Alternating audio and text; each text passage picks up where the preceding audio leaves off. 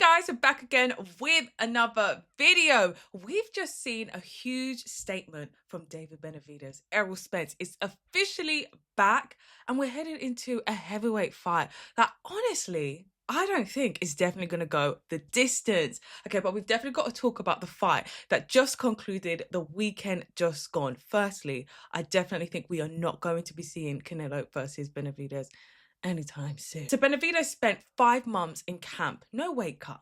And it showed from the start, the pressure, the output, the hand speed.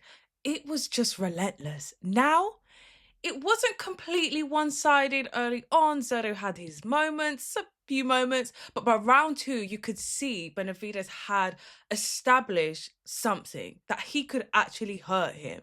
And then by round 3, he landed 27 of his power punches, the most Zurdo has taken in years in his professional career. And that's where the fight starts to shift. Zurdo ends up fighting Benavidez's fight, high pace, high pressure. And that's exactly where Benavidez thrives, right? And then by the 6th round, it was a 6th round stoppage, and Zurdo's never been stopped in his career. Now, Benavidez, 3-weight world champion, unified at cruiserweight.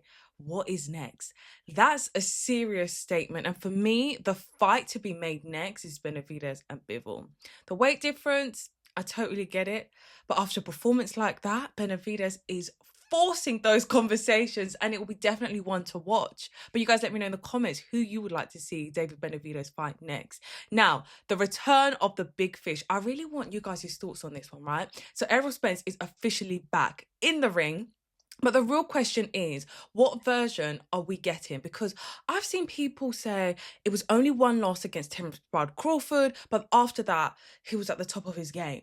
Now, they're not wrong. Spence, at his best, that's pressure, fundamentals, control. He was one of the most complete fighters in that division. But when you factor in the time that he's been out of the ring, that kind of changes things. And ring rust is a real thing. Timing, sharpness, all of that actually matters. Now, that being said, I'm glad to see Errol Spence back in the ring.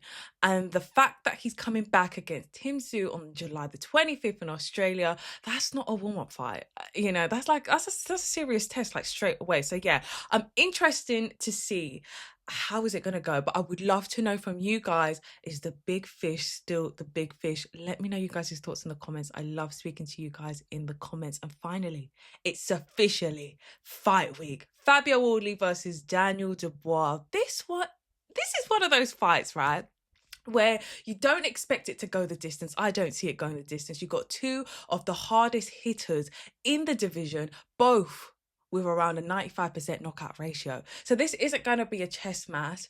This is going to be explosive. And one of the things that I love about Wardley's story is just that 10 years ago, he was working a 9-to-5. And now he's defending his world title against Daniel Dubois. And that's crazy.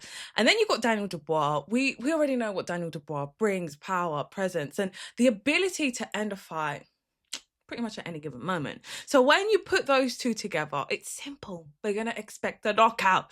And this is the fight where you generally can't look away because anything can actually happen at any given moment. I'm really excited for the build-up. I'm really excited for the fight week activities this week. I'm so excited to watch the fight. And I honestly hope that Fabio Wardley wins this fight, because I would love to see him in a fight with Usyk. I would absolutely love to see it. But you guys let me know your thoughts in the comments. Who have you got winning this fight? And I'm going to speak to you guys in my next video. If you haven't already, make sure you hit that subscribe button. Bye for now.